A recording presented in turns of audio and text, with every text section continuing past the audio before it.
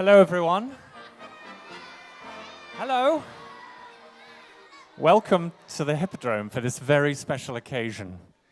On behalf of Norfolk Museum Service and Creative Collisions, I'd like to thank the Heritage Lottery Fund and Norfolk Music Hub for making this special occasion possible, and our co-producers, Orchestras Live, the wonderful BBC Concert Orchestra, and all the partner organizations and their teams that you see in the program for their outstanding support throughout the project.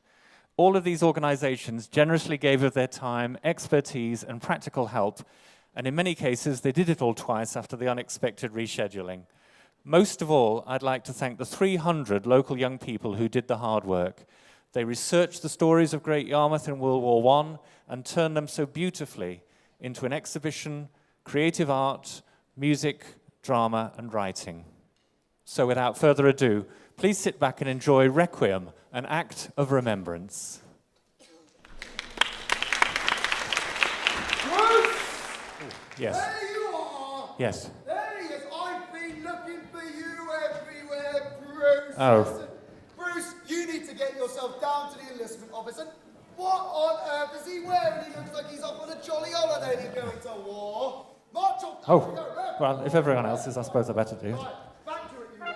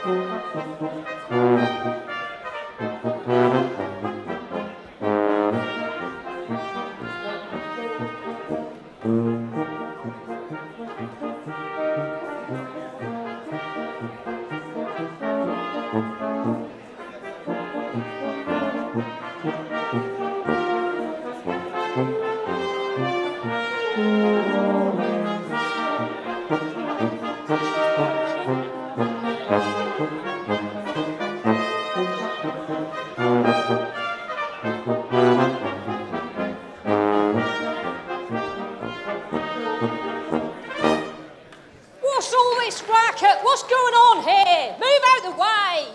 Come on, move out the way. Sit down. Oh, you turned up then? What time do you call this? You were supposed to be here in March. Took your time, didn't you? Right, now sit down. You're going to want to listen.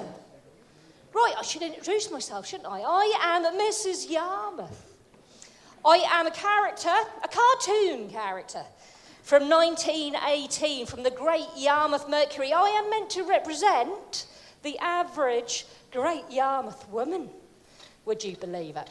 I'm here to tell you, not so much laughing, I'm here to tell you two things. First, photos. Two, pickups. Photos. Anybody here what's got a camera or a phone or one of them iPads, something what take pictures, put it away. I don't want to see it. There's no need. We got professionals here taking pictures and films, and the children will all get a chance. And when it comes to pickups, don't all come rushing down here, because them teachers, they've all got a system, and they'll get the right hump if you mark it up. All right? So that's that. Now, are we ready to start? That's hard to tell looking at them, isn't it? Anyway, this here is a requiem. That's a way to remember, a commemoration of the Great War. Well, I call it the Great War because I'm from 1918, but you lot, out in 2018, you call it World War I. Well, the children here have been working so hard, finding out all about what life was like in Great Yarmouth during the Great War. They've made artwork, they've written poems and prose and scripts, they've even written music, and you'll get a chance to see and hear everything in a moment. So remember, no photographs and pickups. Now, the final thing. The day war broke out, I was living in the Rose Row, 102, squeaky little place, on the first floor, not 3 rows from where I grew up. Anyway, we heard the declaration and the men, all the men, they all run off up the town hall, didn't they, shouting and screaming, full of excitement. They unsheathed this ruddy great sword, and some of them, they enlisted to fight there and then. Well, us women, we weren't excited, were we? We were scared, frightened. We just looked at each other. You know, the way women do. My friend Agnes, she went down to the front, looked out to sea.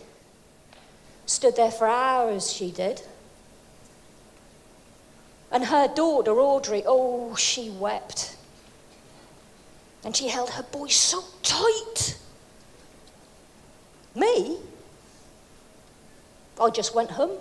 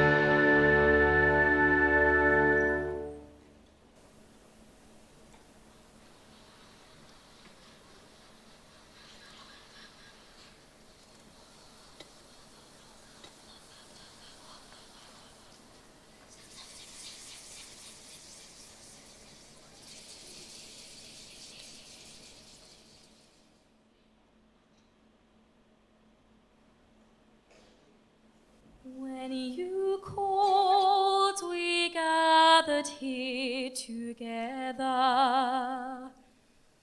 From our homes, the sea and the land, in our thousands we became your story.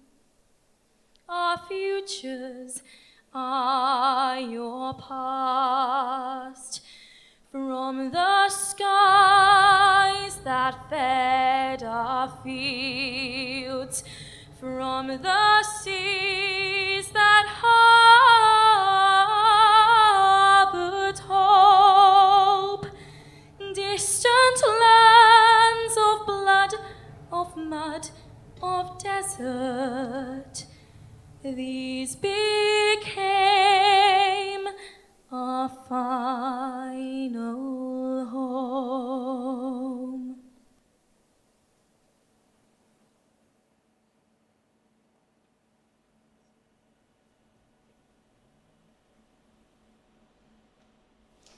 Yarmouth, of course, is a port. Ships coming in and out day and night, food from all over the world, and all manner of useful things. Now, most people in Yarmouth make their living on the sea, one way or another. The men, most of them are fishermen. Well, my Arthur's a fisherman. He's not a very good one, mind, but he's a fisherman all the same. The fishermen, they go out, collect the catch, and then they come back in to the quayside, and then they load it all up onto the troll carts and haul it all the way up to the markets where they sell the fish. Herons mostly. And us women, we work in the fisheries and all, gutting the fish. That's horrible work. But, you have a natter and time soon passed by. Now, some of the men had to give up their boots during the war. They became minesweepers, trying to clear all them bloomin' explosives out of the sea. That was dangerous work, and you didn't get no say in it. Now, you've probably gathered I'm not too keen on my husband, but there are women that like their husbands, so I'm told, and them, oh dear, they worried. They were white with fear, waiting for their husbands to come home from the sea. Now, in a minute, we're going to hear from our first school band, Flegg High School, and they're going to play a piece written all about the sea. But before then, we're going to hear from some students from Benjamin Britten High, and they're going to read some poems. They're going to read Safe, Home, and The Ticking Tock. We're all in the same situation, longing to go home, waiting for it to be over. The one thing keeping us together is the thought, the hope of going home, seeing our loved ones. We hold each other up, help each other through it, like a family, holding on to the last little bit of hope left. We remind each other that it will end and we will return home. Every day I wake up wondering if my brother, friends, and family are still alive. I hate that thought because no matter what you do, you can't help them. That thought in my mind will probably never go away until they return home and are safe. A rush of anxiety came to me. I opened my eyes to another dull morning, wondering whether my loved ones are okay. A thought entered my mind. There he was, my brother, standing right in front of me with that smile of his. My eyes opened to see the cruel reality of my life. I stepped outside, wiping away the tears that filled my eyes. Across the street, a young lady stood. I could imagine what was going on in that innocent mind of hers. Every day that passes is a ticking tock.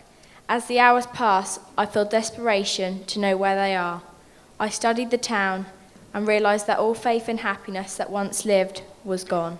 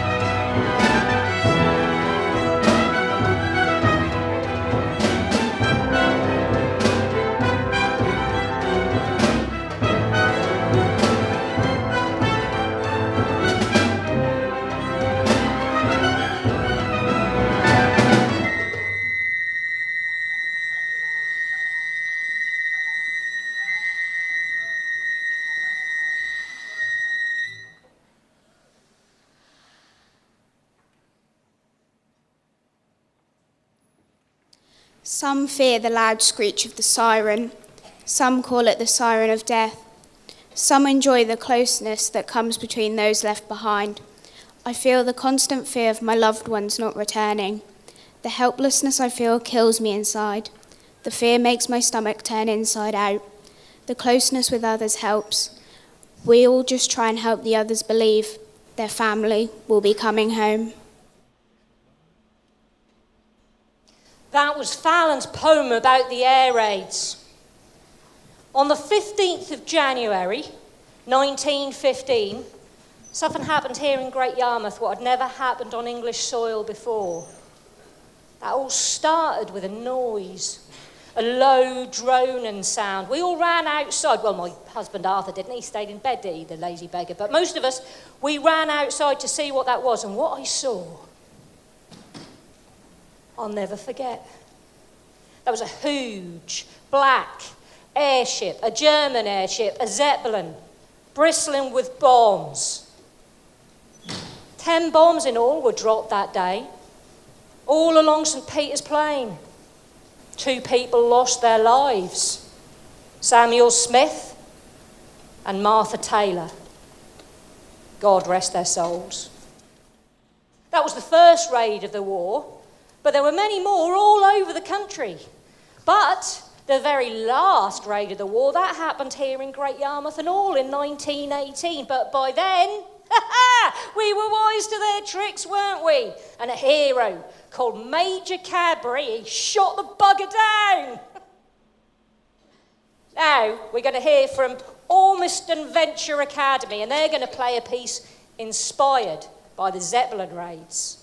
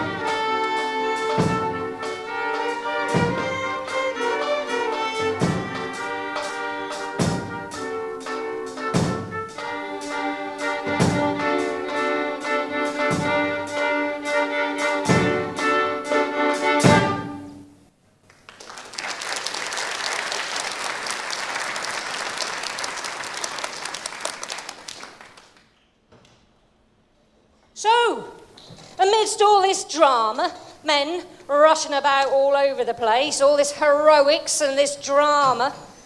Us women, we were stuck at home, weren't we? Waiting, worrying, and watching. In a moment, we'll be hearing a piece about how women wait. And it's about two women thinking about the serviceman they're both worrying about. One, his fiancée, and the other, his mum. How are you today? I'm doing well at the moment, coping well. How do you think I'm doing? That's good to hear. How are you? I'm good at the minute. She doesn't understand. I think about him every day. He is my only love. I miss him so much. He'll be my flesh and blood. He's my boy. We can get over this together. One day at a time. I miss what once was, the security, the lack of responsibility, the way of life. I miss the men in my life, to talk to write to not have to wait for. I miss the world. I once saw a sunset, now I only see black. Is this our future? The men are gone, I have their jobs. The security is gone, I live in perpetual fear. The men are gone, I wait, unsure if in vain. The security is gone, I wrote, unsure if my words will hold relevance. I await the return of my men, I await the return of my life. I await the return of good news. I await the arrival of normality as it was before. I hope for a sunset just once more. Well, of course, not all women just sat at home. No, some put on a uniform themselves and become nurses. I've spoken to some of them, and that was exhausting work. In a moment, we'll be hearing from some Cliff Park students who are going to be playing the parts of two nurses, enjoying a quiet moment. And then, our beautiful orchestra are going to play us another part dedicated to the duty and the devotion of Great Yarmouth women. Are you all right, darling? Yeah, I'm fine. Just been a long day. Are you sure? How about you? Well, yesterday was bad. Lots of broken legs for some reason. Anyway, I've been up all night, but I'm good. Do you need some help with that bed? I'm nearly finished with it. All right then, love. Actually, some help with the corners would be nice. Are you sure you're all right? No, I'm not actually. It's just all too much. Not what I expected. I came for my brother, but I've ended up with bed making and broken soldiers. I'm 19 and every day could be my last. I hate it. I hate people dying in my arms. I hate the fact that I can never feel safe. I hate the waiting. All I want is my family and to be normal again. The siren is a part of me, always in my nightmares. I will never be the same. I suppose a good thing to the war is meeting new people. However, it never lasts very long. They normally end up dying. I'm waiting for the bombs, the guns, the screams. Each tick of my watch is another second that people aren't safe. Each tap of my foot is another reminder that I have no freedom. I miss the moments of happiness, my mother's laugh, my brother's teasing, the small things that fill me with joy.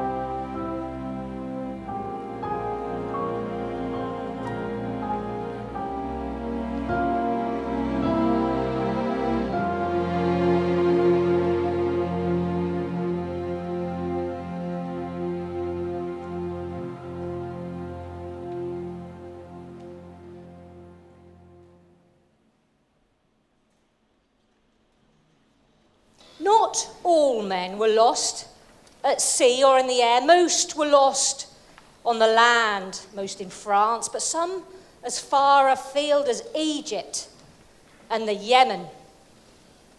Life in the trenches was worse than anything you can imagine. And in a moment, Mohammed and Jacob will read their poems about life in the trenches. And then we'll hear from Charter Academy, who will play their piece about life on the land. No man's land to the German trenches. You will start off in the friendly trenches where mud will fill your boots. Up the ladder to no man's land, then try to avoid the hail of bullets and artillery. Get to the British tank and use it for cover. Jump in the German trenches, fight them off and wait for reinforcements. We will win against them. Crimson snow paints the remains of soldiers in no man's land. The trenches, covered in bodies swallowed from mud, is where the men stand. The devil rips at eyes and tears at lungs as they equip their masks. Their deathly presence always follows them and leaves its mark. They lose the will to speak as they swallow more gas, not food. The men are hungry, but no one eats in this feud. Water is the scar as it dampens the mud and reminds them of their thirst. But they grab their first weapon and they don't realize they are cursed. As their view of life becomes dimmer, they realize this is a war without a winner. We were sitting single file along the trench. It was raining. The raindrops trickling on my helmet made me think of what's to come. Everyone reloaded their guns and I prepared. The whistle blew, the sound I dreaded the worst. Hopping over the trench, my ears rang with the howling of bombshells and the bang of guns. A shell exploded right next to me and I was flung a meter away. Deafened and unable to move, I closed my eyes and awaited my fate. I sit in the trench. I think to myself about what I'm missing at home. My mum's amazing cooking or working in the shed with Dad. The enjoyable times we had sitting around the fireplace telling our jokes. It all seems a distant memory since I signed up 2 years ago. Oh, how I love the family business. I think about how I hate thick mud.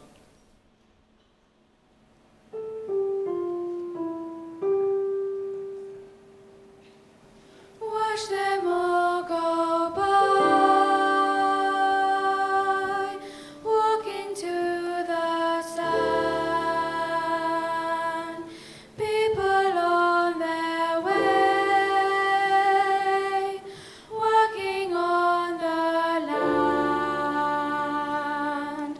Visitors by train, hoping for some sun. Swimming in the sea, here to have some fun. No one knew what lay ahead.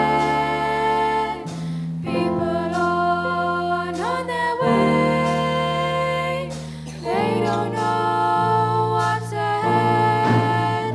Men are off to war, so say goodbye. Don't know what's ahead, don't know what's ahead. Say goodbye to family and friends. Don't know what's ahead, don't know what's ahead. People on their way to fight a war. Watch them all go by, watch them all go by to the land, to the sea. Gathering, gathering, gathering from the land. Gathering, gathering, gathering on the sun. Gathering, gathering, gathering.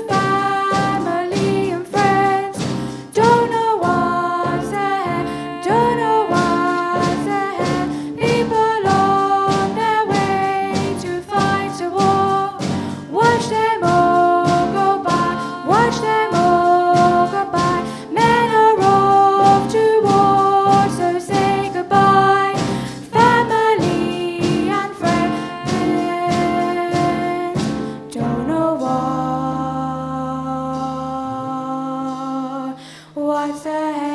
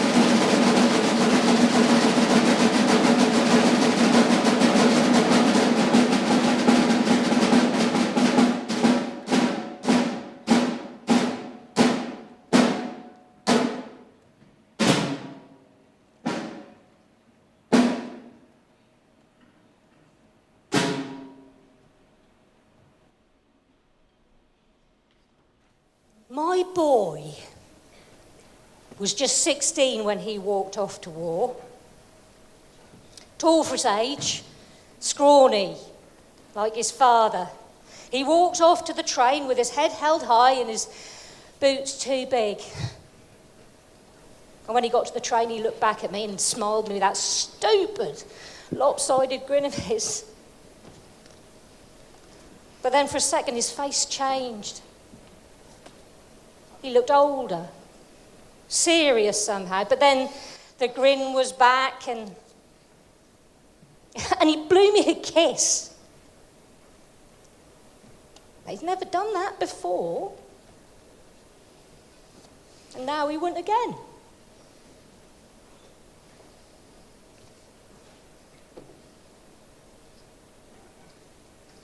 If he'd lived and come back to Yarmouth, he'd have perhaps been a father,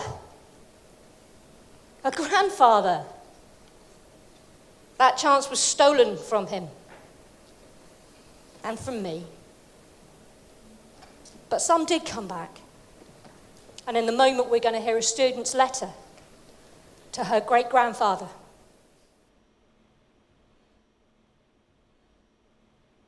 Dear great-granddad, hello. It might seem strange to you, being so young, and the future must seem so far away, but I'm your 14-year-old great-granddaughter, straight from 2018. I wanted to write to you to tell you what your life is going to be like after this war ends. I can't imagine what you are going through, and the pain you must have already felt and seen. But in a way, I'm here to tell you it will be okay. You'll survive, go home, and grow up to live a life you deserve. You will have children, who in turn will have children, and that, ultimately, leads to me today. You have 4 great-grandchildren who are all doing great and pursuing our dreams, and without you, that wouldn't be possible.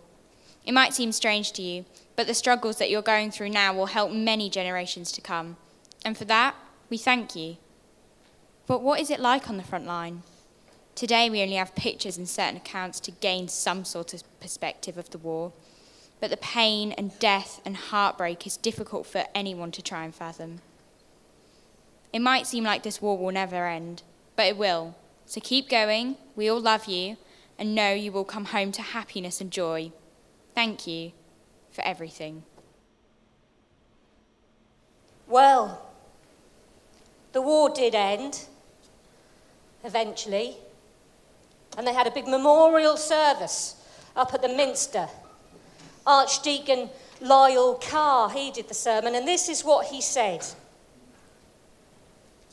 Never before in the history of England has the entire nation been called to arms.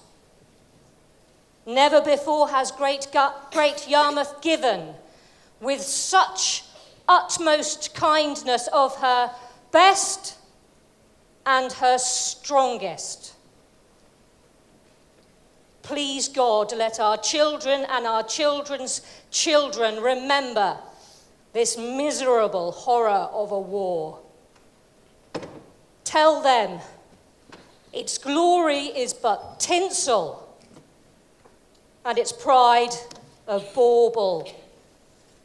Such a thing must never happen again. Such a thing must never happen again. Well, they came round with a list of everyone we'd lost for the war memorial, so they could carve their names. My Arthur's on there, my precious boy. We didn't have a lot, but we all chipped in because we wanted to remember, and we wanted generations in the future to remember and all.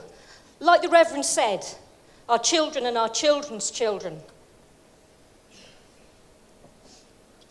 Not everyone comes home, though, of course. 1,472 all in.